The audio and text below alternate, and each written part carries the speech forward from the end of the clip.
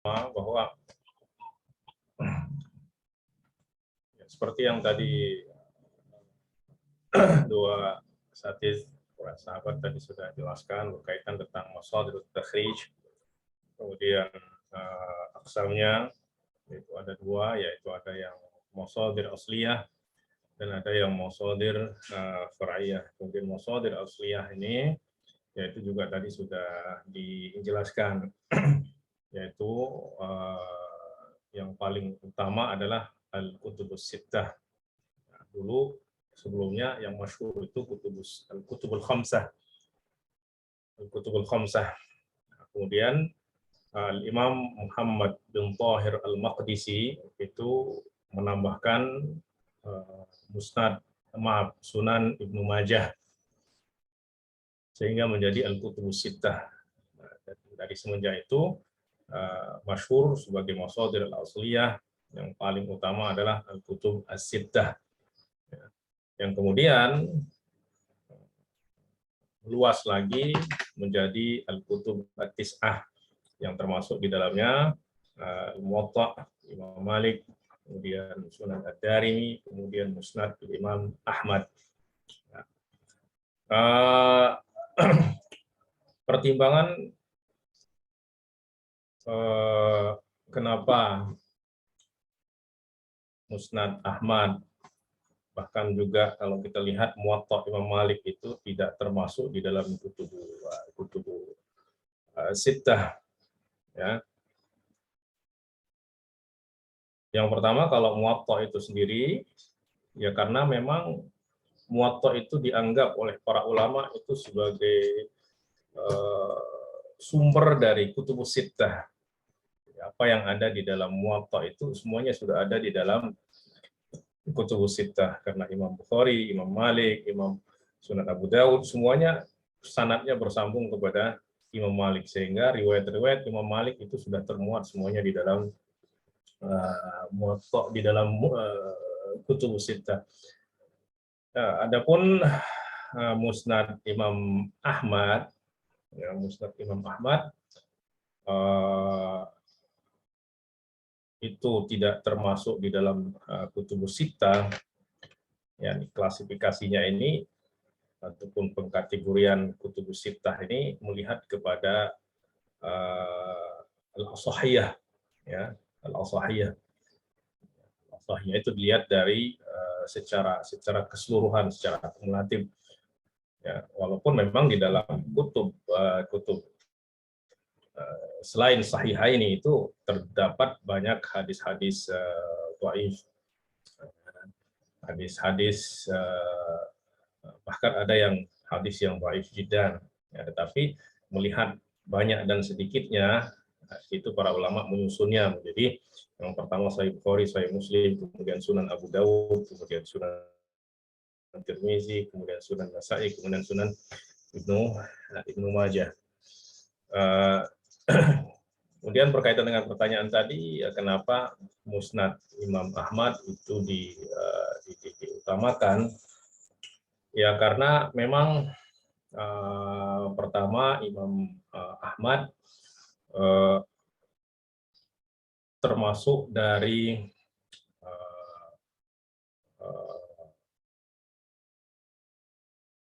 guru-guru ataupun termasuk dari guru para ulama hadis, para hufaz yang masyhurin, diantaranya adalah guru daripada Imam Bukhari, ya, dan yang lainnya. Kemudian Imam Ahmad mengumpulkan di situ banyak, ya, hadis-hadis, dan mungkin yang paling banyak, ya, mengumpulkan hadis di dalam kitabnya adalah Imam Ahmad bin Hambal, itu di dalam musnadnya tersebut. Ya, jadi yang mungkin mengedepankan Musnad Ahmad dibandingkan yang lain mungkin melihat dari kesempurnaan, ya, ataupun dari keluasan hadis yang dimuat di dalam musnad tersebut, ya, karena kalau yang lain itu biasanya sampai 7.000, 8.000, 5.000, Sementara Imam Ahmad di dalam musnadnya itu sampai puluhan ribu, 40-an ribu, ya, sekian puluh ribu. Jadi mungkin itu dari sudut keluasan, ya, materi hadis yang dikumpulkan, ya. Mungkin dari sudut itu Allah Ta'ala. Tetapi kalau dari sudut sahihah itu ya para ulama sudah menyusunnya, ya, seperti kutubus sittah, kemudian setelah itu kutubus tis'ah. Wallahu Ta'ala.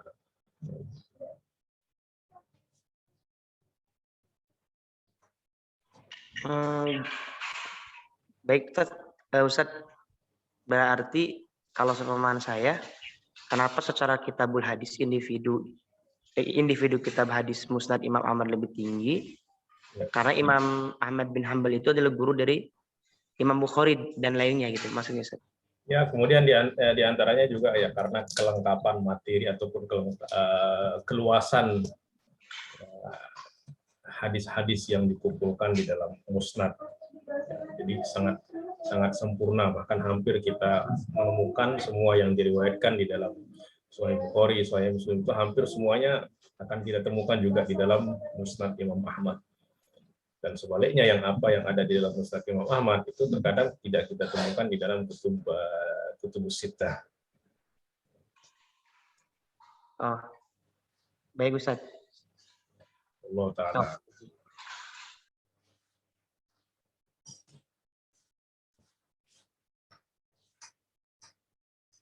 Silakan mungkin yang sahabat-sahabat yang lain ingin bertanya kepada dua orang pemateri tadi. Izin bertanya Ustaz. Ustaz Badrun, izin bertanya. Silakan. Sama Ustaz sama Teh Salsa. Mungkin ini mau tanya, itu kan di sumber primer itu ada asihah ya. Terus di situ dijelaskan asihah itu terbagi menjadi 3. Nah, ini apa yang membedakan 3 kategori ini, 3 kategori sihah ini? Ada sahihain ya, terus al-mustadrokat sama al-mustakhrajat. Terus di sumber primer juga ada al-musannafat fi ulumil ukhra. Kenapa dimasukkan ke sumber primer, nggak dimasukkan ke sumber sekunder? Sebenarnya yang membedakan antara sumber primer dan sumber sekunder itu apa? Jazakumullah Ustaz.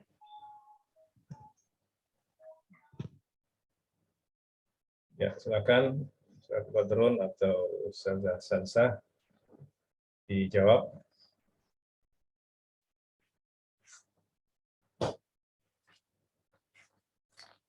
Silakan Ustazah Salsabila barangkali ingin menjelaskan.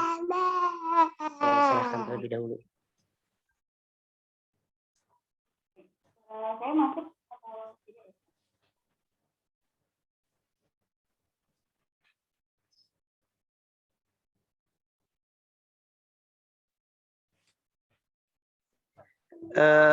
Permisi Pak Ustadz, Imam boleh ditampilkan lagi slide-nya supaya penjelasannya lebih enak.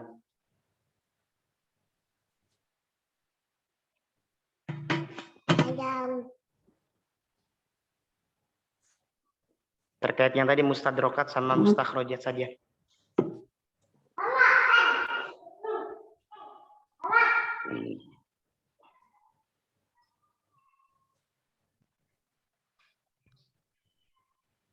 Suara saya sudah masuk belum ya Ustaz?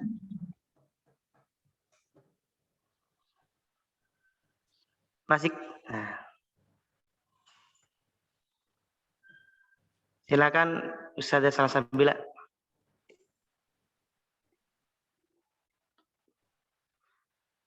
Baik, ya.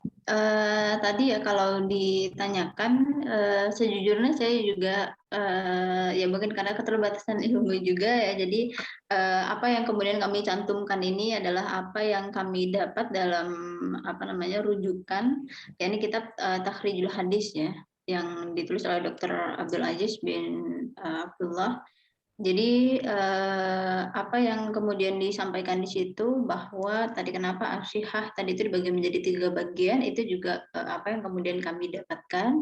Jadi kurang lebih kalau yang pertama tadi kenapa ya asyihah tadi kok dibagi menjadi 3 bagian?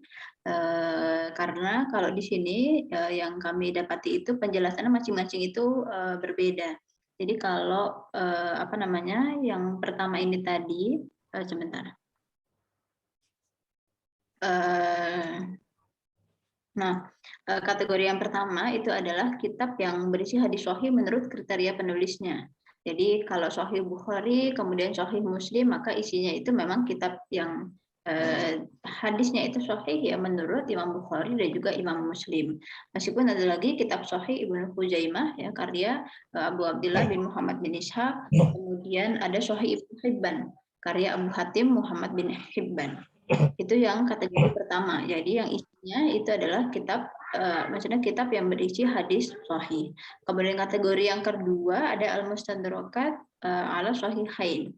Jadi yang kategori ini itu disusun dengan mengumpulkan hadis-hadis yang didapati oleh penulis ya penyusunnya pada kitab-kitab lain yang sesuai dengan syarat Imam Bukhari dan Imam Muslim. Jadi kategori yang kedua ini hadisnya didapati dari kitab hadis yang lain, tapi apa namanya memenuhi kualifikasi atau syarat sebagaimana ditetapkan oleh Imam Bukhari dan Imam Muslim. Nah, contohnya itu adalah ya, yang pertama tadi ya sudah disebutkan Al-Ilzamat ya karya Abu Hasan Ad-Daruqutni, kemudian Al-Mustadrak ala Sahihain karya Abdul Al-Hakim. Terus kategori yang berikutnya Al-Mustakhrajat ala Sahihain. Ya ini apa namanya kategori ini gitu ya merupakan apa namanya bentuk plural dari kata al-mustakhraj, yakni apa namanya dia ini mempunyai pengertian ada satu jenis dari kitab hadis di mana pengarangnya itu mentakhrij atau menghimpun beberapa hadis dari berbagai kitab hadis yang ada kemudian ditahrik dengan menggunakan sanad yang apa namanya beliau miliki sendiri berbeda dari jalur yang dimiliki oleh para pentahrijh hadis tersebut gitu. Jadi itu tadi kategorisasinya kenapa kemudian kita apa namanya asyihah ya kategori asyihah itu sendiri dibagi lagi atau didetail lagi menjadi 3 bagian. Ada yang hadis sahih ya sesuai dengan kualifikasi sahih apa Imam Bukhari dan Imam Muslim, kemudian al-mustadrakat ala sahihain dan juga al-mustakhrajat ala sahihain. Kemudian tadi satu lagi pertanyaannya yang mana ya saya? Al-musannafat bukan ya? Al-musannafat fil ulum al-ukhra itu kenapa dimasukkan dalam kategori masadir asliyah? Tadi itu pertanyaannya. Nah ini al-musannafat fi ulumul ukhra. Jadi ini memang tidak menutup kemungkinan ya apa namanya sumber kalau berdasarkan literasi yang kami baca, jadi tidak menutup kemungkinan nanti apa namanya sumber tahrij itu dia berasal dari apa namanya kitab yang lain ya selain dari kitab hadis. Jadi meskipun dia misalnya fan ilmunya itu adalah berkenaan dengan sejarah, kemudian kitab apa namanya mungkin akidah begitu ya, tapi tidak menutup kemungkinan di sana ada hadis yang kemudian dibutuhkan gitu ya.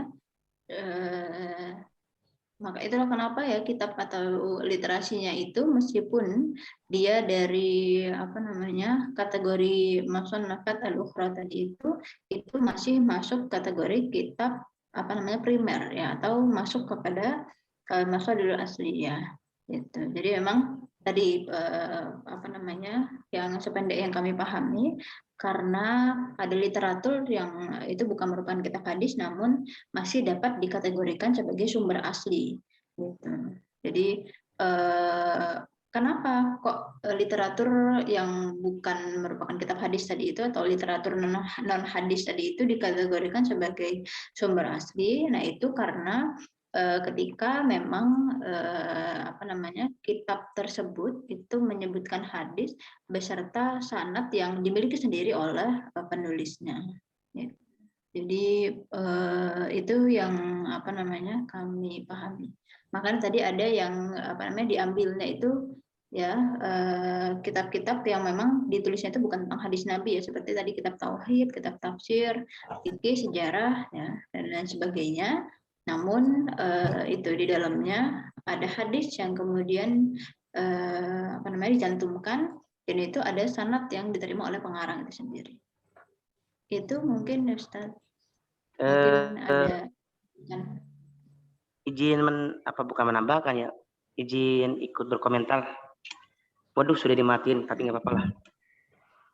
Tentang as-sihah tadi ya, as-sihah, kenapa kok ada sahih-sahih lain selain Bukhari dan Muslim?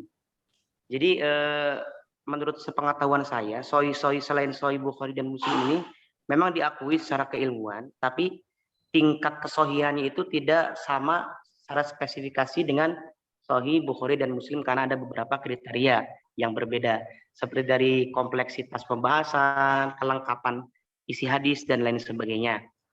Ini saya teringat komentar Imam An-Nawawi ya, bukan Syekh Nawawi, Imam An-Nawawi Al-Haramain mengatakan As-Sahihul Bukhari was-Sahihul Muslim as-Sahihul Kutub al-Musannafa ba'dal Quran. Sahih Bukhari dan Sahih Muslim itu adalah paling sahih-sahihnya kitab yang dikarang setelah Al-Quran. Dalam arti Sahih Bukhari dan Sahih Muslim ini keaslian apa yang disampaikan itu sangat terjaga dengan baik. Satu itu. Yang kedua, isi yang ada di dalam Sahih Bukhari dan Muslim ini mencakup seluruh kaidah-kaidah agama hampir seluruhnya gitu. Komplit gitu. Berbeda dengan mungkin sahih-sahih selain Sahih Bukhari dan Muslim. Sehingga Sahih Bukhari dan Muslim dikatakan sebagai as-sahihul kutub al-musannaf. Yang pertama. Lalu ada yang kedua, mustadrak ala sahihain. Kalau mustadrak ala sahihain, jadi rijalul hadis atau mentahrijh hadis ini melalui kitab-kitab selain kitab Sahih Bukhari, mencari hadis-hadis yang mana ternyata ketika ditemukan hadisnya sama dengan apa yang ada di Sahih Bukhari dan Muslim. Dan sanad yang dicantumkan dalam kitab tersebut ternyata sesuai dengan spesifikasi apa yang ada di dalam Sahih Bukhari atau Sahih Muslim. Sehingga disebut al-mustadrak ala sahihain. Matannya sama, cuman mungkin ada perbedaan dari segi sanad, tapi perbedaan dari segi sanad itu tidak sama persis atau tidak berpengaruh terhadap kriteria yang ditetapkan oleh Sahih Bukhari. Jadi tingkat dalam arti penambahan lah sedikit komentar gitu, mengomentari hadis ini di sini juga ada, di kitab ini juga ada, dan ini tidak berbeda tingkat kesahihannya dengan Bukhari dan Muslim. Lalu yang ketiga dalam al-mustakhrajat 'ala sahihain.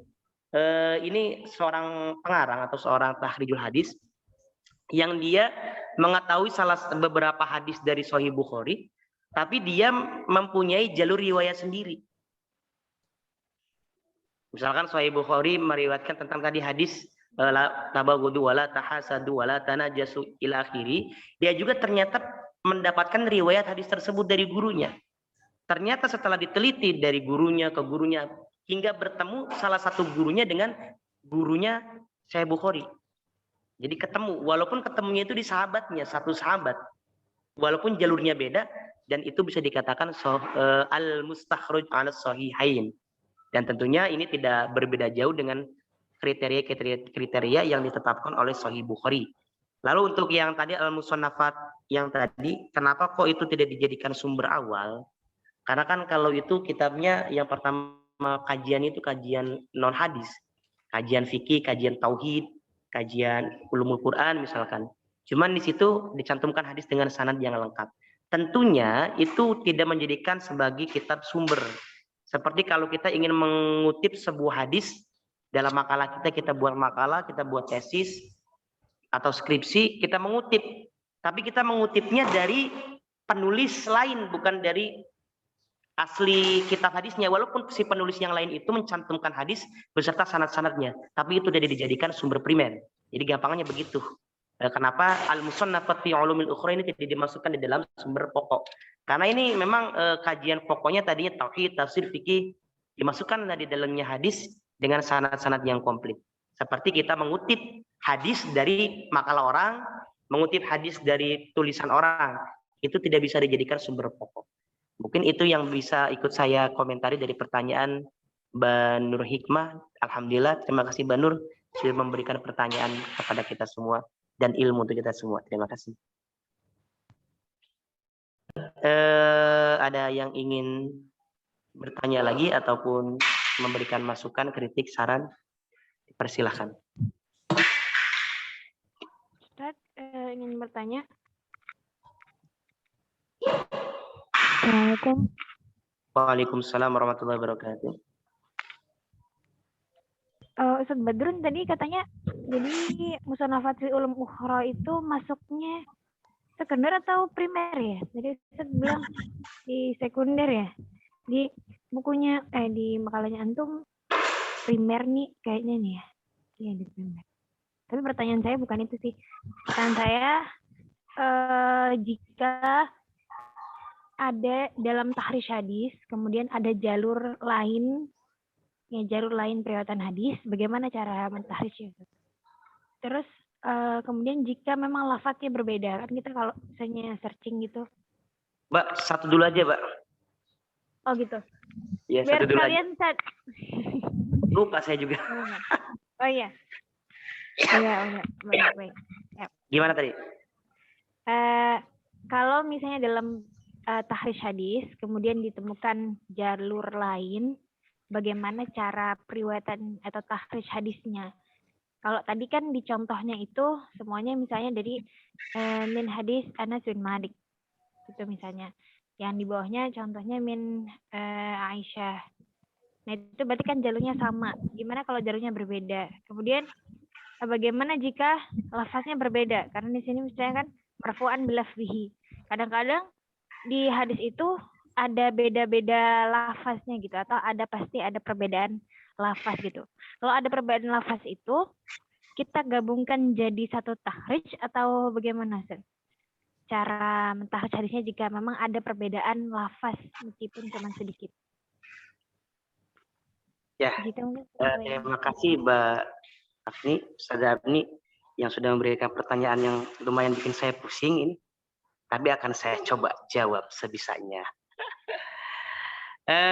Inamal amal hadis diriwayatkan oleh Bukhari Muslim. Misalkan nih nggak ada nih, misalkan ya udah nggak usah ditulis Muslimnya. Langsung kita loncat ke Sunan apa yang pertama? Abu Daud berarti. Sunan Abu Daud terlebih dahulu. Ternyata di Abu Daud ada, ya langsung ditulis Sunan Abu Daud hingga seterusnya. Dan ternyata ketika diteliti hadis tentang innamal a'malu binniyat, baik dari Imam Bukhari sampai Imam Ibnu Majah yang kutubus sita tadi, itu meriwayatkan dari jalur Umar bin Khattab. Ya, itu ditulis aja langsung min turiku Umar bin Khattab. Marfu'an bilafzihi, lafadznya sama lagi dari kutubus sita itu semuanya kompak, lafadznya sama.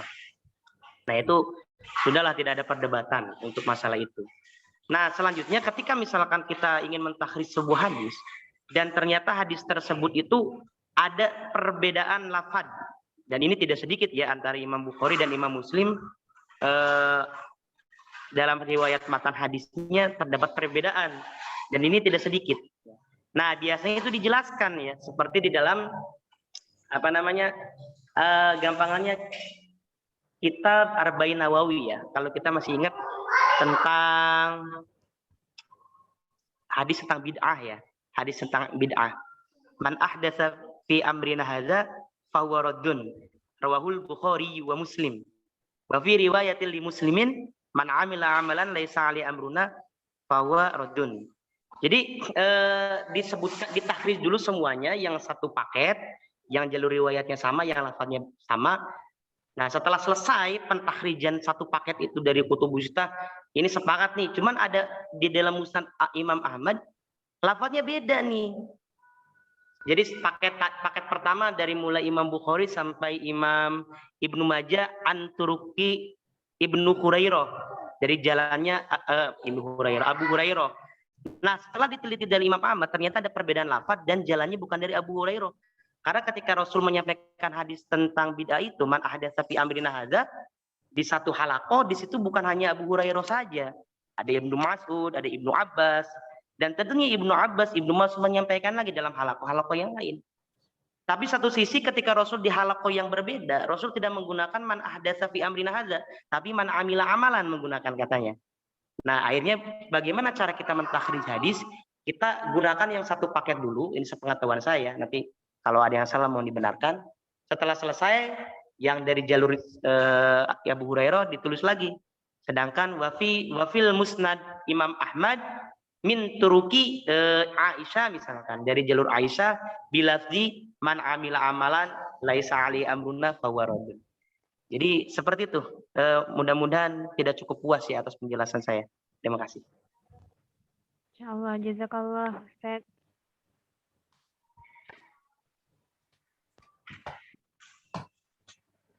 Barangkali sudah cukup, tidak ada pertanyaan lagi, Ustazah.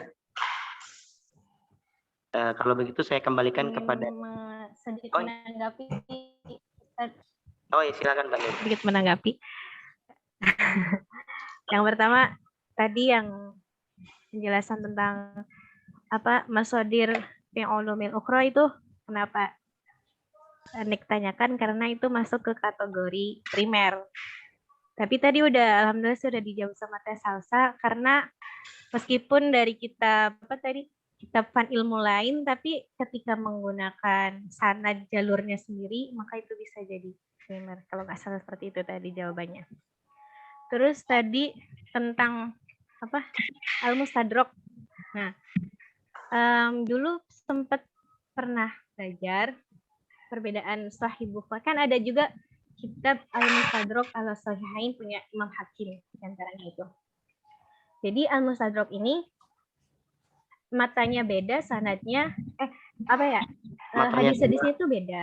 Cuman dalam matanya juga beda. Matanya itu beda, tapi penyaringan kualitas perawi-perawinya itu menurut yang saya dulu dipelajari itu Imam Al-Hakim juga mu'alif mustadrak itu mengikuti kategori kriteria yang ditetapkan oleh Imam Bukhari dan Muslim kayak gitu. Cuman ya itu pertanyaannya. Kalau misalkan kategorinya sama, apa itu nggak setara gitu? Oh enggak. Jadi pertanyaan tersendiri gitu. Oh iya, masalah setara dan tidaknya kan kalau misalkan seseorang itu diakui sebagai seorang mursyid lah, contoh dalam sebuah thariqah gitu. Itu kan pengakuannya kan bukan dari 1-2 orang, tapi pengakuan dari banyak orang. Nah, dalam hal ini kenapa Sahih Bukhari dan Sahih Muslim itu dikatakan kesohihannya itu lebih unggul daripada sahih yang lain, apalagi mustadrak atau mustakhraj? Itu ya tentunya menurut pengakuan dari ulama yang lain, bahkan ulama hadis sekalipun, bahkan mengakui bahwasanya Sahih Bukhari dan Muslim itu lebih unggul. Salah satunya tadi bahasa yang disampaikan oleh Imam An-Nawawi, As-Sahihul Bukhari was Sahihul Muslim as-sahihul kutub al-musannafa ba'dal Quran. Itu salah satu bentuk pengakuan dari seorang ulama sekaliber Imam An-Nawawi yang memiliki banyak buku-buku kitab-kitab dari berbagai fan gitu. Dan tentunya bukan hanya Imam Nawawi saja.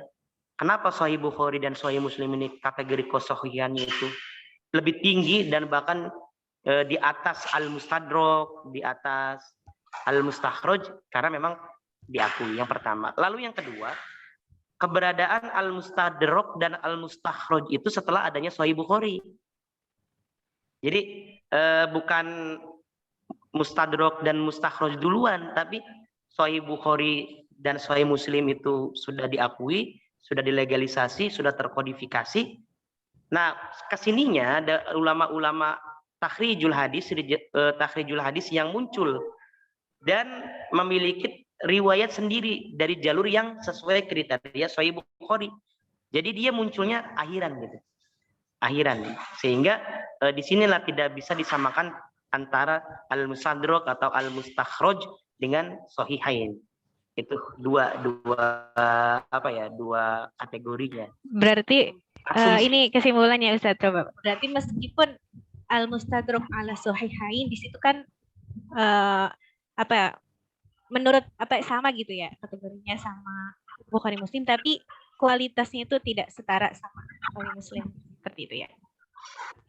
Iya, kalau kita berbicara Sahih Bukhari ya, kalau kita berbaca Sahih Bukhari kan, Iya. berarti kita berbicara satu isi kitab fullnya.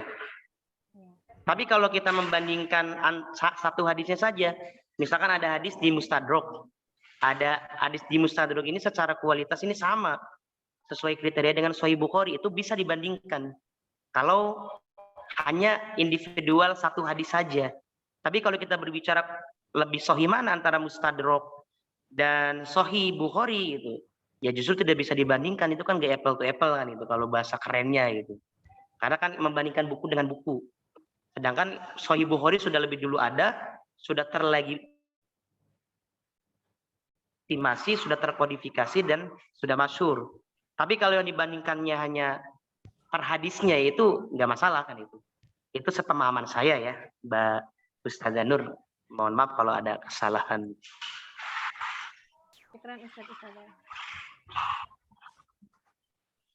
Insya Allah nanti secara lebih jelas komplitnya akan dijelaskan oleh Pak Dokter. Kalau kita sih ya ilmunya maksudnya masih di awang-awang juga. Kalau ditanya, Ustaz berbicara begitu dalilnya bagaimana? Sudah baca berapa kitab hadis? Waduh, saya mending nggak jawab deh. Tapi karena ini masih dalam rangka belajar, saya berani jawab. Mudah-mudahan nanti bisa diluruskan. Terima kasih.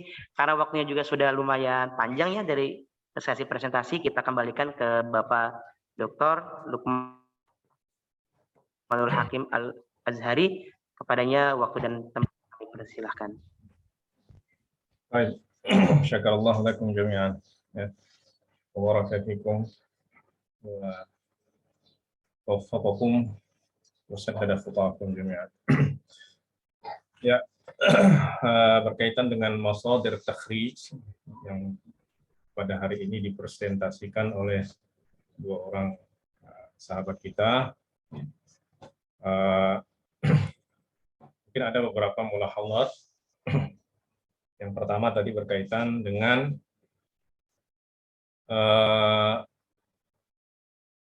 al-musannafat fil ulumil ukhra. Itu kenapa dimasukkan dalam kategori masadir asliyah. Dan ini sebenarnya juga kembali kepada manhaj.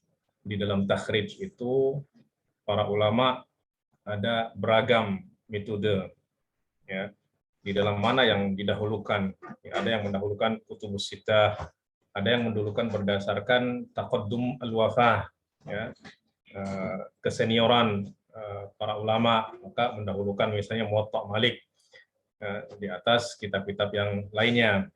Kemudian ada yang mendahulukan kutubus sittah dibanding dengan yang lainnya, walaupun mungkin kutubus sittah ini mutaakhirul wafat dibandingkan dengan yang lainnya. Nah, itu juga kembali kepada manhaj, ya, di dalam keberagaman manhaj di dalam takhrij. Demikian juga di dalam memasukkan masadir asliyah, demikian juga. Tapi yang jelas disepakati bahwa yang masadir asliyah hadisiyah adalah masadir hadisiyah yang samim, yang memang betul-betul dikarang, ya, untuk menjadi sumber ilmu hadis ataupun sumber hadis, yaitu kutubus sittah, kutubus tis'ah, dan semua kitab-kitab hadis, ya, yang dikarang oleh para ulama dengan sanad mereka sendiri kepada Rasulullah SAW. Ya, nah, itu yang betul-betul asli. Nah, kemudian dimasukkan juga di dalam masadir asliyah, tetapi tentu tingkatannya sudah tingkatan kedua. Jadi masadir asliyah ini bukan satu tingkatan. Yang pertama adalah yang betul-betul ditulis di dalam ilmu, di dalam hadis, ya, dengan sanad mereka kepada Rasulullah SAW, ya, atau kepada rawil a'la lil hadis, ya. Nah, itu yang masadir asliyah yang pada tingkatan pertama. Kemudian terkadang di dalam masadir asliyah yang pertama ini nanti hadis, ketika kita mencari sebuah hadis kok tidak ditemukan, tidak ada dalam kutubus sittah, kutubus tis'ah, bahkan di dalam musannafat hadisiyah, ya, maka terkadang nanti akan kita temukan pada musannafat ukhra ini, ya, musannafat ukhra, tetapi dengan syarat musannafat ukhra ini ditulis ya oleh pengarangnya dengan sanadnya sendiri kepada Rasulullah Shallallahu Alaihi Wasallam. Ya, seperti misal tafsir Ibnu Abi Hatim, itu beliau menyebutkan hadis-hadis yang berkaitan dengan tafsir dengan sanadnya kepada Rasulullah Shallallahu Alaihi Wasallam. Dan terkadang hadis itu tidak akan kita temukan di dalam hadis-hadis dalam kitab-kitab hadis yang asli, ya dalam artian dalam musannafat hadisiyah. Ya, karena ini berkaitan dengan tafsir, maka kita bisa mengatakan akhrajahu Ibnu Abi Hatim fi tafsirihi, ya, min tariqi fulan wa fulan. Ya, jadi yang dikatakan masadir asliyah itu kita bisa mengatakan akhrajahu fulan. Ya, akhrajahu fulan idza karahu fulanun fi kitabihi bi sanadihi ila Rasulillah sallallahu alaihi wasallam. Nah, sementara masadir far'iyah ini, ya masadir far'iyah ini itu yang tidak memiliki sanad, ya, sanad sendiri kepada Rasulullah sallallahu alaihi wasallam, sehingga masadir far'iyah ini tidak bisa kita mengatakan akhrajahu fulanun. Tidak bisa. Nah, tetapi kita hanya dapat mengatakan dzakarahu fulanun. Misalnya kita mencari hadis pada masadir asliyah, nggak ada sama sekali. Pada musannafat ukhra juga tidak ada. Ternyata ada di dalam kitab-kitab yang far'iyah ini. Ya, maka di situ kita hanya dapat mengatakan dzakarahu fulan fi kitabihi kadza. Dan terkadang nanti dia juga akan menisbatkan hadis ini kepada kutubus sittah, tapi kenyataannya di dalam kutubus sittah kita tidak temukan. Maka kita akan katakan dzakarahu fulanun fi kitabihi, ya, wa azahu ila fulan. Nah, itu sebatas hanya itu yang bisa kita katakan, tapi tidak bisa kita katakan akhrajahu fulan. Nah, itu perbedaan antara masadir asliyah dengan masadir far'iyah, ya. Atau kita ya artinya kalau masadir asliyah itu kita bisa mengatakan di dalam takhrijnya akhrajahu fulanun. Kalau yang masadir far'iyah kita hanya bisa mengatakan dzakarahu fulanun au awradahu fulanun fi kitab kadza.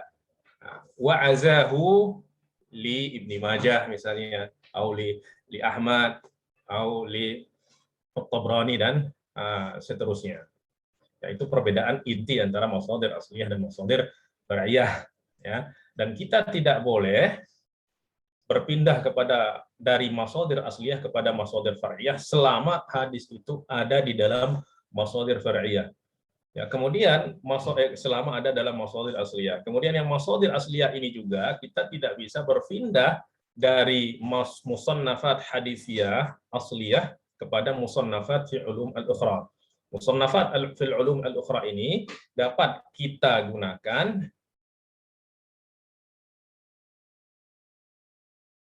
musannafat hadisiyah yang asliyah, atau yang bertujuan mungkin untuk penguatan tatabbu', mutaba'ah, syawahid dan lain sebagainya, ternyata itu ada di dalam musannafat ukhra, nah, maka itu bisa kita gunakan ya untuk mutaba'at, syawahid dan lain sebagainya. Nah, itu berkaitan dengan masadir asliyah dan masadir far'iyah, dan kenapa yang musannafat ulum ukhra juga dimasukkan dalam masadir asliyah. Kemudian berkaitan dengan klasifikasi kitab-kitab hadis sahih, ya, tadi dijelaskan bahwa di antara masadir ini terbagi menjadi beberapa kategori. Di antaranya adalah ada masadir yang kutubus sihah. Kutubus sihah itu yang dimaksud adalah kitab-kitab yang memang penulisnya sengaja mengumpulkan hadis-hadis sahih, ya, dan berkomitmen untuk tidak memasukkan di dalam kitabnya selain hadis-hadis sahih. Ya. Nah, yang pertama yang memang secara khusus ditulis untuk memuat hadis sahih adalah Sahih Al-Bukhari, Sahih Muslim, kemudian Sahih Ibnu Khuzaimah, Sahih Ibnu Hibban. Itu sendiri yang kan kitabnya adalah kitab sahih. Nah, walaupun nanti pada level derajat kesahihannya, tentu para ulama mengatakan bahwa yang paling sahih adalah Sahih Bukhari dan Sahih Muslim. Adapun Sahih Ibnu Khuzaimah dan Sahih Ibnu Hibban, walaupun kedua-duanya itu menamakan kitabnya sebagai kitab sahih, tetapi khususnya Ibnu Hibban itu para ulama mengatakan bahwa Ibnu Hibban ini mutasamih, jadi agak longgar di dalam menetapkan kriteria kesahihan, ya, sehingga ternyata banyak yang tidak masuk dalam kategori sahih menurut Ibnu Hibban sahih, ya, dan itu nanti ketika rincian berbicara tentang syarat-syaratnya mungkin di situ akan nampak dengan jelas, ya. Tetapi itu semuanya yang ditulis khusus mengumpulkan hadis-hadis sahih, walaupun nanti pada akhirnya akan ada seleksi mana yang paling sahih, ya, dan seterusnya. Dan Sahih Ibnu Hibban di situ masih banyak terdapat terkadang hadis-hadis dhaif yang menurut Imam Ibnu Hibban dan menurut Imam Ibnu Khuzaimah tidak sampai kepada derajat sahih. Nah, sementara Sahih Bukhari dan Sahih Muslim itu memang ijma' ulama, ya, ala marril usur wad duhur, itu sudah menyepakati kedua kitab tersebut adalah ashahul kutub, ya, ba'da Al-Qur'an, ba'da kitabillah subhanahu wa ta'ala. Nah, kemudian bagaimana dengan al-mustadrakat? Itu masuk juga dalam kategori kitab-kitab yang dikumpulkan, ya, yang di dalamnya dikumpulkan hadis-hadis sahih. Tapi bedanya dengan Sahih Bukhari dan Sahih Muslim adalah bahwa mustadrak ini tujuannya adalah, ya, tujuan penulisan kitab Al-Mustadrak ini, Imam Al-Hakim ingin menyatakan bahwa hadis-hadis sahih itu ternyata tidak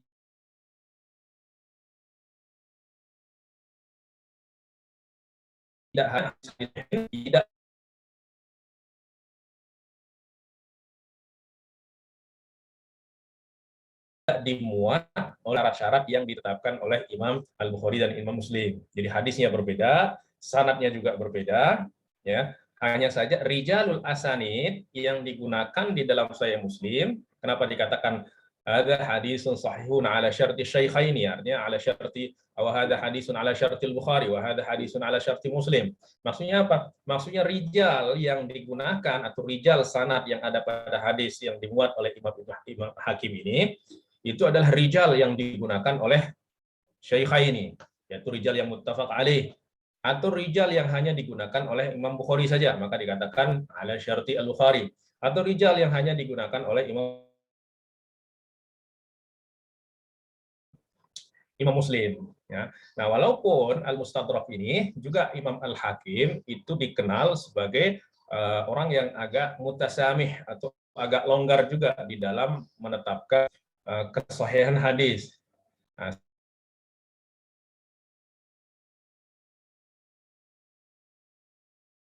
mengatakan hadza hadisun sahihun ala syarti syaikhaini, ya, Imam Adz-Dzahabi mengomentari laisal amru kadzalik, ya, bal fihi fulan, ya, wa mutakallim fihi au fihi fulan wa huwa dhaif, dan seterusnya.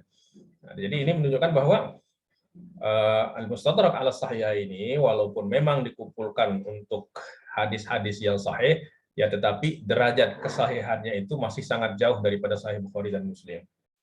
Ya, karena apa? Ya, karena memang, ya, Imam Al-Hakim itu memiliki manhaj yang agak mutasamih ataupun yang agak longgar, ya, di dalam menetapkan kesahihan hadis, ya. Nah, oleh sebab itu juga tetapi masih bisa dikategorikan di dalam kitab-kitab yang sihah, ya, kitab-kitab sihah artinya kitab yang memang iltazama ashabuha iradu al-ahadits as-sahihah fi kitabih, ya, yang memang ada komitmen dari para penulisnya, para pengarangnya untuk mengumpulkan hadis-hadis sahih, walaupun nanti pada kenyataannya itu setelah diseleksi ternyata yang sahih yang disepakati oleh para ulama hanya sekian persen, gitu.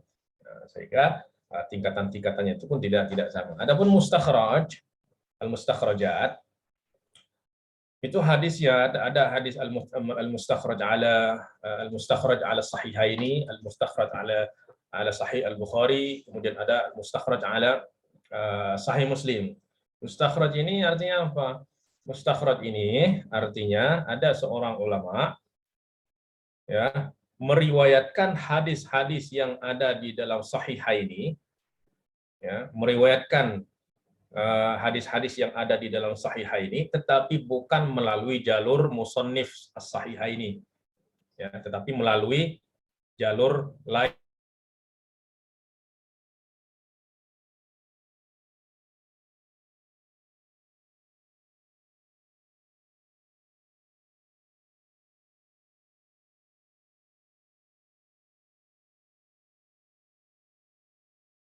Sahih Muslim. Misalnya beliau meriwayatkan hadis tentang di dalam Sahih Muslim, beliau meriwayatkan hadis Ibnu Umar radhiyallahu anhuma, buniyal Islamu ala khamsin, ala an yu'badallah wa yukfaru bima dunahu. Nah, ini oleh Imam Muslim diriwayatkan melalui qala haddatsana Sahl ibn Utsman an Yahya bin Zakaria an Sa'ad bin Tharith an Sa'ad bin Ubaidah an Ibnu Umar radhiyallahu anhuma an Nabi sallallahu alaihi wasallam qala buniyal Islamu ala khamsin. Kemudian Imam Ibnu Awanah mengambil hadis ini dan meriwayatkannya dari jalur selain jalur Imam Muslim. Nah, maka beliau meriwayatkannya dari jalur Abu Imran Ibnu Hamdan an Abdan an Sahl bin Utsman. Nah, maka di sini bertemunya itu pada guru Imam Muslim. Bertemunya pada guru Imam Muslim. Imam Muslim meriwayatkan dari Sahl bin Utsman, kemudian Abu Nu'aim al-Asbahani juga meriwayatkan dari jalur gurunya yang bertemu dengan Imam Muslim pada gurunya, yaitu Sahl bin Utsman. Jadi Abdan dan Muslim kedua-duanya meriwayatkan dari Sahl bin Utsman. Tetapi syarat mustakhraj ini tidak boleh bertemunya terlalu jauh. Nah, tadi disebutkan bertemunya bisa bertemu pada sahabat. Kalau bertemu pada sahabat itu tidak bisa dikategorikan dalam mustakhraj. Mustakhrajnya ini harus bertemunya tidak terlalu jauh dari musannif, ya, paling tidak pada syekhi al-musannif atau syekhi al-musannif, dia segitu, tapi tidak terlalu jauh, illa linuktatin muayyanah, kecuali ada pertimbangan-pertimbangan yang sangat khusus, kauluwil isnad misalnya, nah itu bisa agak sedikit jauh tetapi tidak terlalu jauh, itu mustakhraj. Nah, maka mustakhraj ini pun dikategorikan di dalam kutubus sihah. Kenapa? Karena memang yang diriwayatkan adalah hadis-hadis yang sudah dipastikan sahih, hanya saja melalui jalur yang berbeda. Tujuannya apa? Tujuannya adalah untuk penguatan.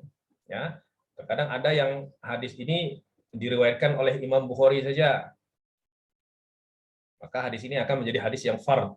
Nah, ternyata setelah ditelusuri oleh yang mustakhrij ini, menemukan ada jalur lain selain jalur Imam Bukhari, sehingga Imam Bukhari tidak dikategorikan sebagai perawi yang fard di dalam hadis ini, dan tentu itu akan menguatkan hadis. Ya. Nah, ini berkaitan dengan ketiga kategori kutubus sihah ini, yaitu kutubus sihah yang memang ada komitmen dari para pengarangnya untuk mengumpulkan hadis-hadis sahih saja. Kemudian ada yang menginduk kepada as-sahihaini tadi, ya, seperti al-mustakhraj ini. Ya, al-mustakhraj ini memang dia menginduk kepada kedua sahih. Kalau al-mustadrakat dan ilzamat ini, yaitu tujuannya penyempurnaan. Ya, artinya hadis-hadis sahih itu bukan hanya ada dalam Sahih Bukhari dan Sahih Muslim, tetapi juga ada di dalam kitab-kitab lainnya ataupun dalam riwayat-riwayat lainnya. Nah, maka Imam Al-Hakim mengumpulkan semua hadis-hadis yang sahih yang tidak diriwayatkan oleh Imam Bukhari dan Imam Muslim, tetapi sesuai dengan kriteria Imam Bukhari dan Muslim, atau Imam Bukhari saja atau Imam Muslim saja. Tetapi nanti pada prakteknya ya ternyata banyak yang tidak disetujui oleh para ulama. Nah, ini berkaitan dengan mustakhrajat ataupun berkaitan dengan kutubus sihah. Ya. Kemudian yang terakhir tadi berkaitan dengan perbedaan lafaz ketika mentakhrij, yaitu mungkin nanti akan didiskusikan pada materi oleh pemateri selanjutnya untuk lebih jelas lagi, dan mungkin nanti lebih jelas lagi nanti pada praktiknya siyaqatut takhrij.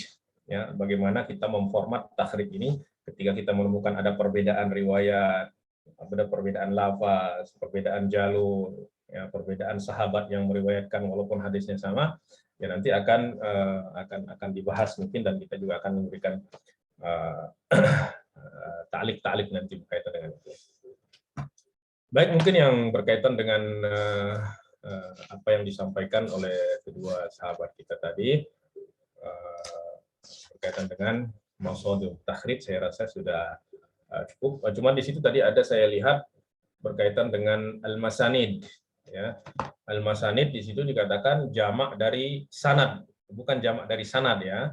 Bukan bentuk plural dari sanad, tetapi bentuk plural dari musnad, ya, bukan sanad, ya, bukan sanad. Jadi al-masanid itu jamak dari musnad, diantaranya musnad Imam Ahmad bin Hanbal, musnad Ishaq bin Rahawiyah atau Rahway, musnad Abu Dawud At-Tayalisi, ya, musnad Ibnu Ja'ad dan lain sebagainya. Ini dinamakan sebagai al-masanid, ya, seperti al-mu'jam dijamak menjadi al-ma'ajim, ya, di antaranya Mu'jam At-Tabrani, Mu'jam Al-Kabir, Wal-Awsat, Wal-Saghir, ya, dan yang lainnya.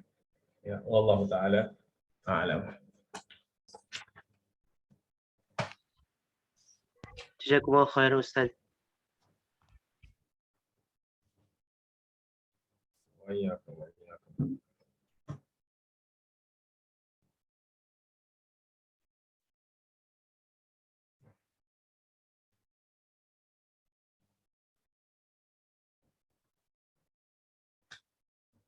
Ini kita lanjut ke mustalahul hadis atau cukup?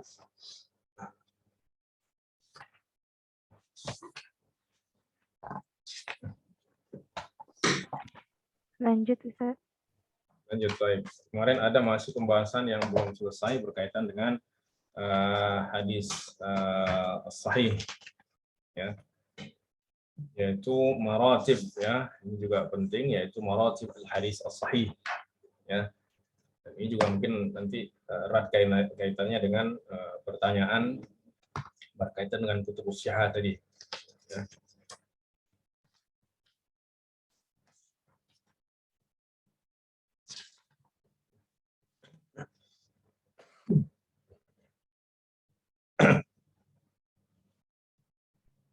Di sini ada 3 permasalahan lagi dalam hadis sahih. Yang pertama adalah berkaitan dengan maratib al-hadis as-sahih, ya. Baik, bismillahirrahmanirrahim. Alhamdulillah wassalatu wassalamu ala sayyidina Muhammad bin Abdullah wa ala alihi wa sahbihi ajma'in, wa ba'd. Maratib al-hadis as-sahih, ya, tingkatan-tingkatan hadis sahih. صنف علماء الحديث مراتب الأحاديث الصحيحة في الأصحية والأرجحية على الوجه التالي. Jadi ternyata hadis-hadis sahih itu tidak satu derajat dan tidak satu tingkatan, ya. Seperti yang sebelumnya juga kita sudah singgung bahwa, dan itu kembali kepada kriteria dari perawi, ya. Semakin perawinya itu memiliki kualitas, baik itu di dalam dhabt dan adalah, maka kualitas hadisnya pun akan mengikut, ya. Jadi kualitas hadis itu akan mengikut kepada kualitas orang yang meriwayatkan hadis itu sendiri, ya. Maka yang paling tinggi adalah al-martabatul ula mattafaqa alaihi syaikhan. Nah, maka ini yang disebut dengan muttafaq alaih, ya. Jadi istilah muttafaq alaih itu adalah artinya bukan muttafaq alaihi min qibal jami'il a'immah, bukan, tetapi yang dimaksud adalah muttafaq alaihi ai ittafaqa alaihi al-Bukhari wa Muslim atau ittafaqa alaihi asy-syaikhan. Adapun kesepakatan ulama lain itu mengikut kepada kesepakatan Imam Bukhari. Apa yang disepakati oleh kedua imam ini itu secara otomatis disepakati oleh ulama-ulama lain, ya. Nah, itu yang paling tinggi derajatnya. Nah, kedua, man farada bihi al-Bukhari, yaitu hadis yang hanya diriwayatkan oleh Imam Bukhari saja, tetapi tidak diriwayatkan oleh Imam Muslim. Jadi hadisnya ini hanya dalam Sahih Bukhari saja, tetapi tidak ada dalam Sahih Muslim. Walaupun dalam kitab-kitab hadis lainnya ada. Maksudnya infarada bihil Bukhari ay infarada bihi an Muslim. Ya, jadi Imam Bukhari meriwayatkannya sendiri, ya, tidak disertai oleh riwayat Imam Muslim. Itu yang dimaksud dengan infarada bihi, bukan maknanya infarada bihi hanya Imam Bukhari yang meriwayatkan. Ulama-ulama lain tidak. Ya, artinya Imam Bukhari menyendiri dari Imam Muslim di dalam periwayatan hadis ini. Nah, maka rijalnya juga itu nanti ada hanya rijal yang digunakan oleh Imam Bukhari, tetapi tidak digunakan oleh Imam Muslim. Atau ada juga yang hanya digunakan oleh Imam Muslim, tidak digunakan oleh Imam Bukhari. Nah, itu yang dikatakan sahihun ala syartil Bukhari, ya berarti rijalnya adalah rijal Bukhari walaupun tidak digunakan oleh Imam Muslim. Atau sahihun ala syarti Muslim, itu artinya rijalnya, ya, dengan syarat-syarat lainnya tentu, itu adalah rijal yang digunakan oleh Imam Muslim. Ya. Kemudian martabat yang ketiga itu man farada bihi Muslim, yaitu yang hanya diriwayatkan oleh Imam Muslim, tidak diriwayatkan oleh Imam Bukhari, walaupun imam-imam lainnya meriwayatkan. Itu tingkatan yang ketiga. Kemudian tingkatan yang keempat setelah yang tiga di atas adalah al-sahih alladzi jaa ala syartihima. Ada hadis sahih tidak diriwayatkan oleh Imam Bukhari dan Imam Muslim, tetapi sesuai dengan syarat Imam Bukhari dan Muslim, yaitu rijalnya dan baqi syurut itu sesuai dengan syarat yang ditetapkan oleh Imam Bukhari dan Imam Muslim. Nah, rijalnya digunakan oleh Imam Bukhari dan Muslim secara bersamaan. Kemudian martabat yang kelima, as-sahih alladzi jaa ala syaratil Bukhari. Hadisnya sahih sesuai dengan syarat-syarat Imam Bukhari, tetapi tidak diriwayatkan oleh Imam Bukhari. Nah, kemudian setelahnya martabat as-salisa, as-sahih alladzi jaa ala syarti Muslimin, ya, yang sesuai dengan syarat Imam Muslim, kriteria Imam Muslim. Ya. Kemudian yang ketujuh, ya, sahihun 'indal a'immatil mu'tabarin wa laysa ala syarti ahadihima. Ya. Walaysa ala syartihima wala ala syarti ahadihima. Ya. Sahih menurut ulama-ulama lain, ya, walaupun tidak sesuai dengan kriteria yang ditetapkan oleh Imam Bukhari dan Imam Muslim, atau tidak sesuai dengan kriteria salah seorang dari imam tersebut. Ya. Nah, ini faedahnya apa mengetahui tingkatan-tingkatan ini? Tadhharu faidatu tartibi hadhil maratib 'inda at-ta'arudi wat tarjih. Nanti ini akan kita dapat manfaatkan ketika di dalam hadis tersebut ada ta'arud dan yang menuntut kita untuk mentarjih. Maka yuqaddamu ma kana rawatuhu bid darajatil ula min al-'adalati wad dhabti 'ala ma kana dunahu fi dzalika. Maka kita tentu akan lebih mentarjih nanti, dan walaupun ini sangat langka sekali, ya, sangat langka sekali ada dua hadis sahih yang muta'arid ta'arudan haqiqiyan, ya, yang Imam Ibnu Khuzaimah sendiri mengatakan, carikan saya ada dua hadis yang sahih yang ta'arud, maka saya akan bisa mengkombinasikan menggabungkan antara keduanya. Ya, dia mengatakan tidak ada ta'arud yang ta'arud hakiki di antara hadis-hadis yang sahih. Ya, tetapi ta'arudnya itu fil zahir saja. Nah, tetapi kalau memang terpaksa dan memang tidak ada wujuh al-jama' dan lain sebagainya, maka disitulah kita perlu kepada tarjih. Nah, untuk mentarjih di sini ya tentu kita akan mengutamakan yang para perawinya itu berada pada ad-darajatul ulya, yaitu yang disepakati oleh Imam Bukhari dan Muslim. Ya, walaupun nanti di dalam secara individu terkadang mungkin ada yang di dalam Sahih Muslim justru lebih kuat dari yang ada di dalam Sahih Muslim. Nah, dari Sahih Bukhari, misalnya ada Sahih yang ada di dalam Sahih Bukhari itu hanya diriwayatkan sanadnya misalnya fard, ya, sanadnya fard. Sementara yang ada di dalam Sahih Muslim itu sanadnya masyhur atau hadisnya masyhur, maka yang masyhur ini tentu akan lebih kuat daripada yang fard di dalam Sahih Muslim, tapi itu di dalam kasus-kasus yang terpisah, ya. Nah, ini berkaitan dengan apa pentingnya. Contohnya seperti apa? Ya, contoh-contoh dari ketujuh tingkatan tadi seperti apa? Nah, contoh hadis yang muttafaq alaih, ini nggak ada pada cetakan yang pertama. Itu ada contoh-contohnya. Hadis yang muttafaq alaihi misalnya seperti apa?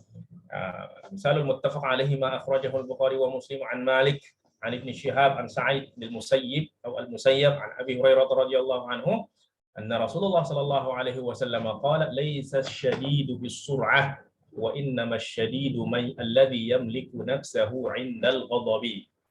Hadis ini kalau kita cari itu kita akan temukan ya di dalam Sahih Bukhari dan Sahih Muslim. Maka ini masuk dalam kategori hadis yang muttafaq alaihi ay alladhi ittafaqa alaihi syaikhan ay al-Bukhari wa Muslim.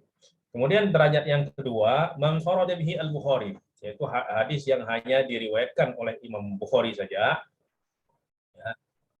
Wa huwa al-hadis alladhi farada bi riwayatihi al-Bukhari duna Muslimin. Itu hadis yang hanya diriwayatkan oleh Imam Bukhari saja, tapi tidak diriwayatkan oleh Imam Muslim, walaupun imam-imam lain meriwayatkan. Contohnya apa? Ma akhrajahu al-Bukhari qala haddatsana Adam, yani Ibnu Iyas, qala haddatsana Syu'bah, yani al-Hajjaj, an Mansur, qala sami'tu Rib'i ibn Hirash yuhaddithu an Abi Mas'ud radhiyallahu anhu قال قال النبي صلى الله عليه وسلم إن مما أدرك الناس من كلام النبوة إذا لم تستحي فاصنع ما شئت.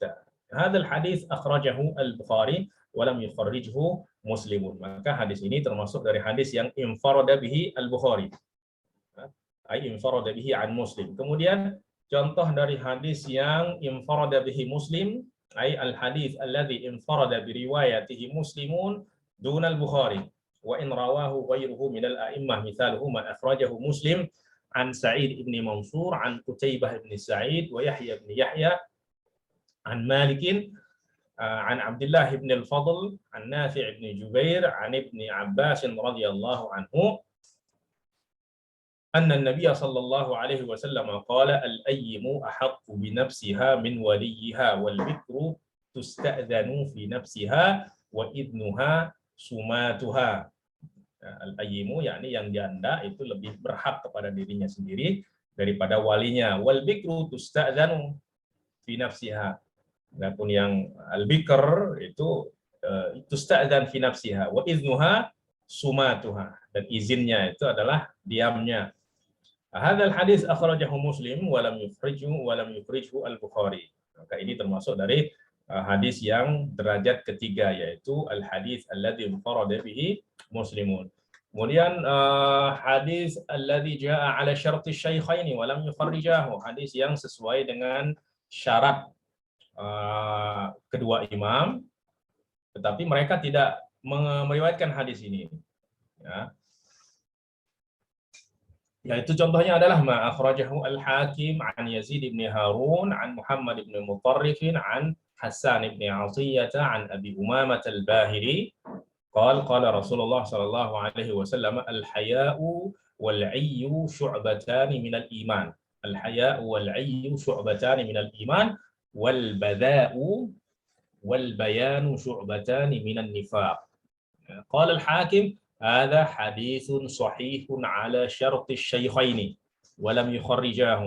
Hadis ini sesuai dengan syarat Imam Bukhari dan Imam Muslim, tetapi mereka berdua tidak mengeluarkannya. Wa qad ihtajja bi ruwatihi an akhirihim. Nah, perawinya yaitu dari Yazid ibn Harun dan Muhammad ibn Mutarrif, kemudian Hasan ibn Athiyyah, ya, itu semuanya rijal yang digunakan oleh kedua Imam Bukhari dan Imam Muslim.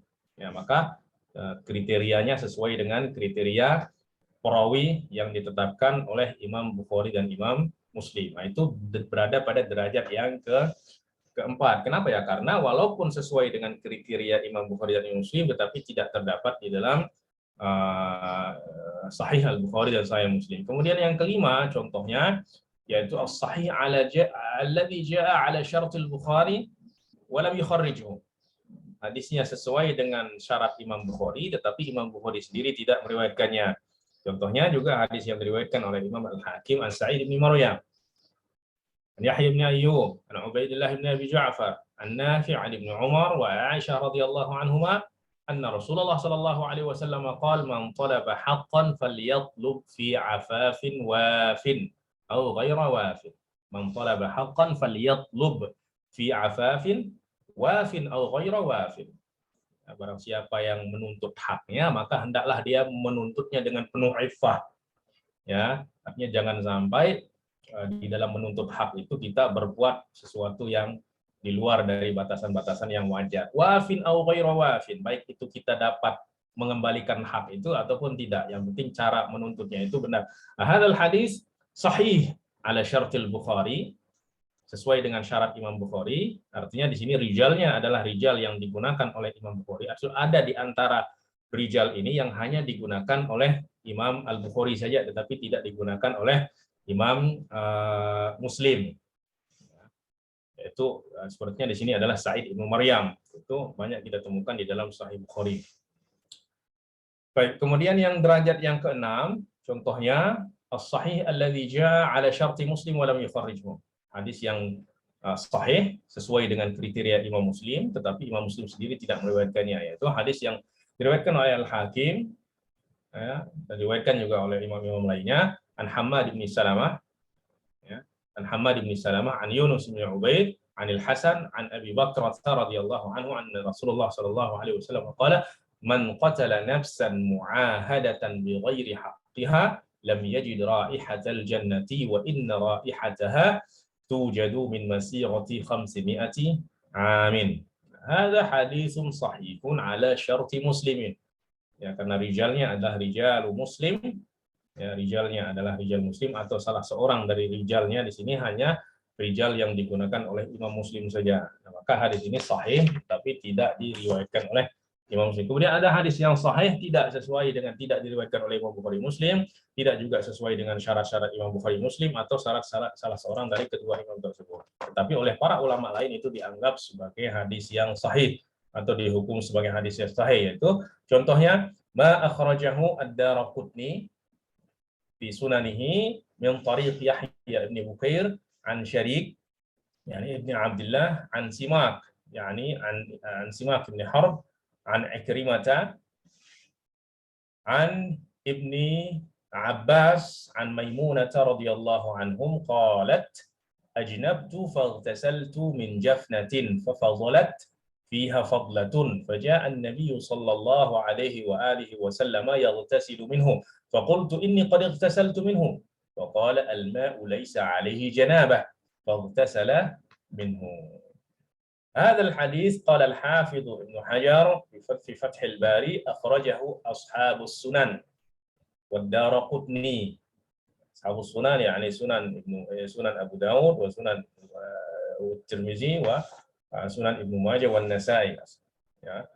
وصححه الترمذي وابن خزيمة وغيرهما من حديث ابن عباس عن ميمونة. Di hadis ini oleh beberapa hufaz itu dihukum sebagai hadis yang sahih.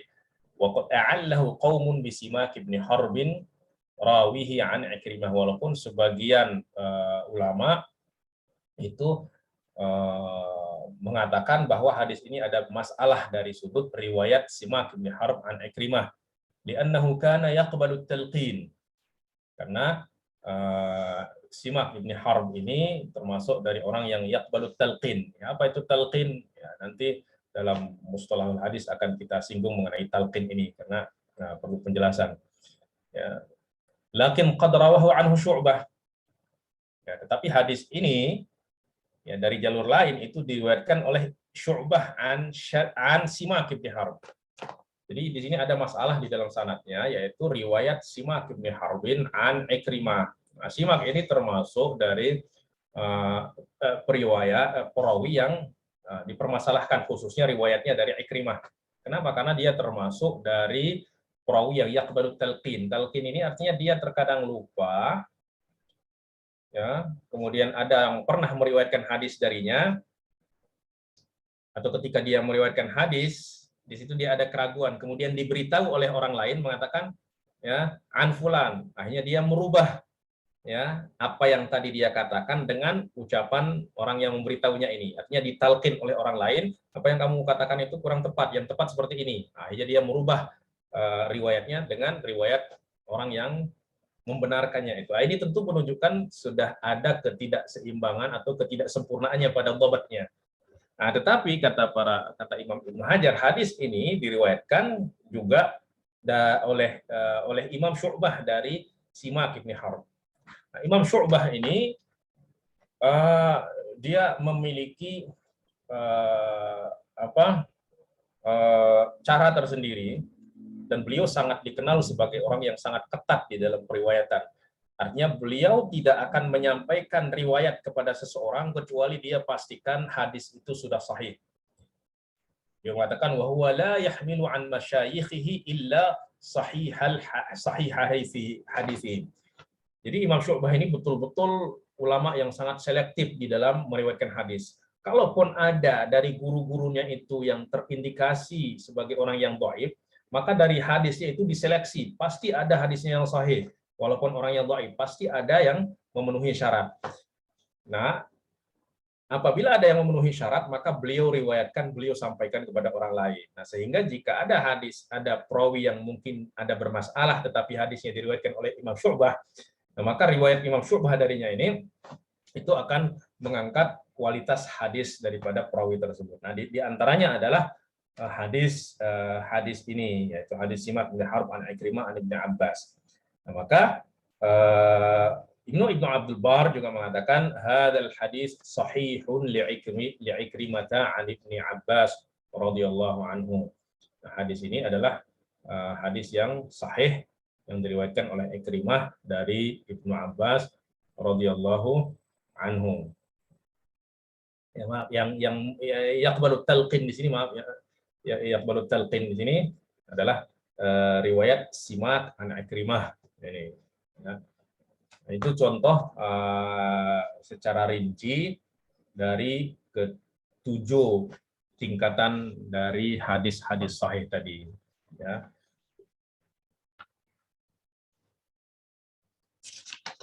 Nah, kemudian yang selanjutnya, kenapa Sahih Bukhari itu lebih diutamakan daripada Sahih Muslim? Nah, di sini ada beberapa pertimbangan, ya, ada sudut-sudut ataupun sisi-sisi yang menjadikan ataupun faktor-faktor yang menjadikan Sahih Bukhari itu lebih diunggulkan oleh para ulama daripada Sahih Muslim. Walaupun ulama al-Magharibah itu mengatakan Sahih Muslim itu lebih afdal, ya, tetapi min haitsiyah ukhra, bukan min haitsiyah as-sahihah, dari pertimbangan lain, bukan pertimbangan kesahihan. Kalau kesahihan itu semua ulama sudah sepakat bahwa Sahih Bukhari itu lebih unggul. Ada beberapa pertimbangan. Yang pertama dari sudut sanadnya sendiri. Pertama, ya, min haitsu ittisalus sanad, dari sudut ketersambungan sanad. Di situ Imam Bukhari itu lebih ketat, lebih syaratnya itu lebih ketat. Nah, pertama, Sahih Al-Bukhari, Imam Al-Bukhari itu syaratnya pada hadis-hadis yang mu'an'an, hadis-hadis yang diriwayatkan dengan an fulan, itu tidak cukup dengan mu'asarah ma'imkanil liqa. Ya, tidak cukup antara al-mu'an'in wal mu'an'an anhu, itu ada mu'asarah dan ada imkanul liqa. Tetapi betul-betul harus ada subutul liqa walau marrah. Betul-betul terbukti bahwa kedua perawi ini pernah bertemu.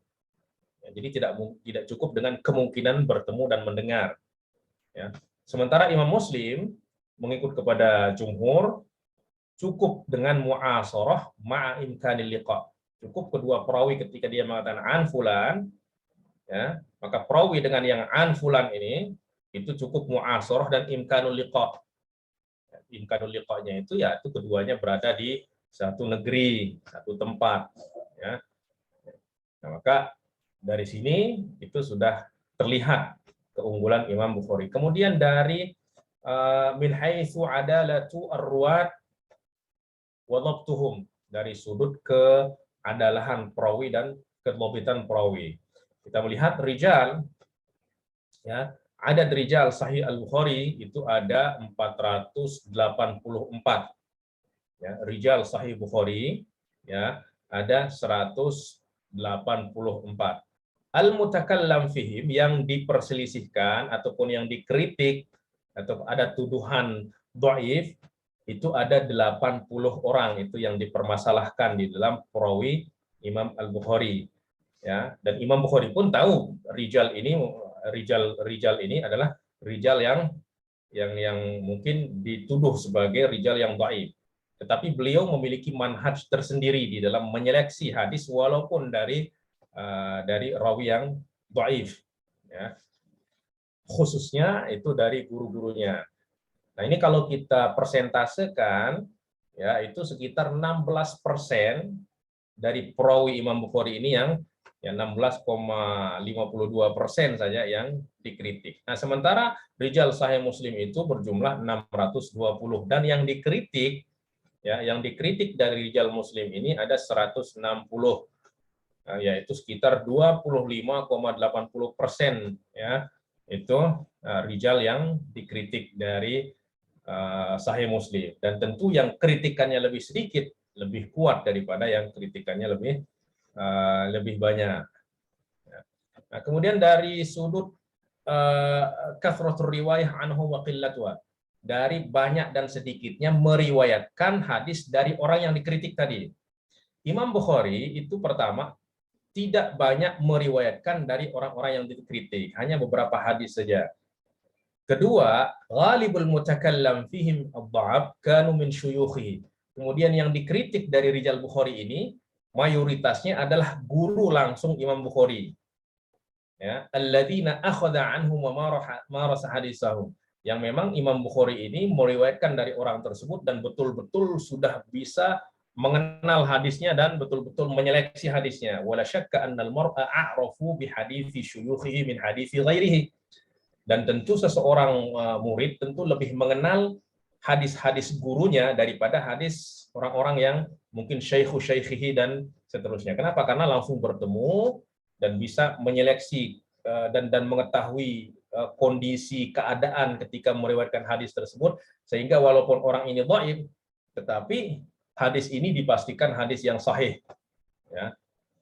Nah, sementara Imam Muslim itu banyak meriwayatkan dari yang mutakallam fihim ini. Nah, jadi yang dikritik ini, Imam Bukhari banyak meriwayatkan hadis-hadis mereka. Kemudian yang kedua, al-mutakallam fihim bid-dha'f mimman tafarrada bihi Muslim kanu minal mutaqaddimina alaihi fi zaman. Nah, kalau Imam Bukhari tadi yang mutakallam fihi ini adalah syuyukhnya yang langsung beliau temui, yang beliau mumarasah terhadap hadis-hadisnya. Sementara Imam Muslim yang mutakallam fi dha'f ini adalah dari generasi yang jauh setelah Imam Muslim, generasi di atas generasi Imam Muslim yang tentu beliau tidak bertemu dengannya. Nah, dari sudut ini juga kita lihat keunggulannya, ya, keunggulan Imam Al-Bukhari. Ya. Kemudian yang terakhir min haitsul i'lal wasyudzuz. Nah, yang pertama, hadis-hadis yang muntaqad dari sahihain, hadis-hadis yang dikritik dari kedua sahihain, yaitu dari Sahih Bukhari dan Muslim, yang muttafaq alaihi, artinya yang muttafaq alaihi ini yang dikritik itu berjumlah 32 hadis. Hadis yang dikritik saja dalam hadis Sahih Bukhari itu ada 78 hadis. Itu yang hanya hadis yang dikritik hanya ada yang hanya diriwayatkan oleh Imam Bukhari saja, yaitu berjumlah 78. Kemudian hadis yang hanya diriwayatkan oleh Imam Muslim itu ada sekitar 100 hadis yang dikritik. Ya, dan tentu dari sini juga terlihat keunggulan Imam Al-Bukhari. Maka fal muntaqad fi Sahih Al-Bukhari aqallu min al-muntaqad fi Sahih Muslim. Ya, maka yang dikritik pada Sahih Bukhari itu lebih sedikit daripada yang dikritik pada Sahih Muslim. Kemudian ada pertimbangan lain juga. Hadza ma'attifaqil ulama ala anna al-Bukhari kana ajalla min Muslimin fil ulum. Ditambah lagi Imam Bukhari lebih agung, lebih mendalam di dalam ilmu hadis daripada Imam Muslim. Wa a'rafu bi sina'atil hadis minhu, dan memiliki pengalaman yang lebih, pengetahuan yang lebih mendalam di dalam ilmu hadis daripada Imam Muslim. Wa anna Musliman tilmiduhu wa khirrijuhu, bahkan Imam Muslim ini juga termasuk dari murid Imam Bukhari dan termasuk dari graduan murid-murid Imam Bukhari. Walam yazal min yastafidu minhu wa yatatabba'u atharahu, dan Imam Muslim masih selalu senantiasa beristifadah dari Imam Bukhari dan menelusuri jejak Imam Al-Bukhari. Hatta qala ad-Daraqutni laula al-Bukhari lama raha Muslimun wala ja'a. Kalaulah bukan karena Imam Bukhari, maka Imam Muslim itu nggak pernah pergi dan datang. Artinya tidak akan menjadi seperti beliau pada saat ini. Artinya Imam Bukhari memiliki peran yang sangat besar di dalam membentuk kepribadian syakhsiyah ilmiah daripada Imam Muslim. Nah, itulah sebabnya dan pertimbangan-pertimbangan yang disebutkan tadi, dengan data-data yang disebutkan tadi, para ulama mendahulukan, lebih mengutamakan Sahih Bukhari daripada Sahih Muslim, khususnya daripada sudut kesahihan. Adapun min haitsu tertib wa siyaqatil ahadits, itu Imam Muslim lebih unggul dari Imam Al-Bukhari, ya, dari sudut tertib wa siyaqatul ahadits, itu lebih unggul Imam Muslim, ya, daripada Imam Bukhari. Tetapi min haitsul asahiyah ijma'ul ulama ala anna al-Bukhari ajalla atau sahih al-Bukhari ajalla min sahih Muslim. Nah, kemudian yang terakhir, hukmul amal bil hadis as-sahih, ya. Hukmul amal bil hadis sahih itu sepertinya sudah dulu, ya, sudah. Yaitu yajibu al-amal bil hadis as-sahih, yajibu al-amal bil hadis as-sahih wa in lam yujad fi as-sahihaini ma dama al-a'immatul mu'tabarun qad sahhahu hadha al-hadis. Kemudian kaitannya dengan hukum mensahihkan hadis atau mentad'if di usul mutaakhirah, itu juga ada pandangan-pandangan para ulama, ya. Tetapi yang rajih adalah bahwa yajuzu liman tamakkana wa qawiyat ma'rifatuhu bi hadzal ilmi an yahkuma 'ala al-hadis, ya, alladhi lam yahkum 'alaihi al-ulama al-mutaqaddimun, ya, wallahu taala a'lam. Ya, baik, itu berkaitan dengan hadis sahih, itu sudah selesai kita bahas. Juga berkaitan dengan ta'rif, syurut-syurutnya, kemudian anwa'nya, marotibnya, dan yang lainnya. Ya, insyaallah pada pertemuan berikutnya kita akan masuk pada al-hadis as-hasan, kemudian al-hadis ad-dhaif, kemudian ahkam kulli minhuma insyaallah. Walhamdulillahirabbil alamin wa sallallahu ala sayyidina Muhammad wa ala ali sayyidina Muhammad. Insyaallah kalau ada pertanyaan kita jawab pada pertemuan berikutnya insyaallah. Baik, syakarallahu lakum. Insyaallah, jazakumullah khairan Dr. Luqmanul Hakim As-Sa'id. Insyaallah semoga menjadi keberkahan untuk kita semuanya atas thalabul ilmi pada pagi hari ini insyaallah. Oke, mungkin itu insyaallah ya kita cukupkan di pagi hari ini ataupun perkuliahan kita dengan bacaan hamdalah dan doa kafaratul majelis. Alhamdulillahirabbil alamin. Subhanakallahumma wa bihamdika asyhadu an la ilaha illa anta astaghfiruka wa atubu ilaik. Mungkin itu yang bisa kami sampaikan, kurang dan lebihnya mohon maaf. Hadanallahu ajmain. Wassalamualaikum warahmatullahi wabarakatuh. Waalaikumsalam warahmatullahi wabarakatuh. Nanti yang presentasi hari ini tolong dikirimkan filenya, ya. Saya bisa insyaallah. Syukur. Assalamualaikum. Assalamualaikum warahmatullahi wabarakatuh.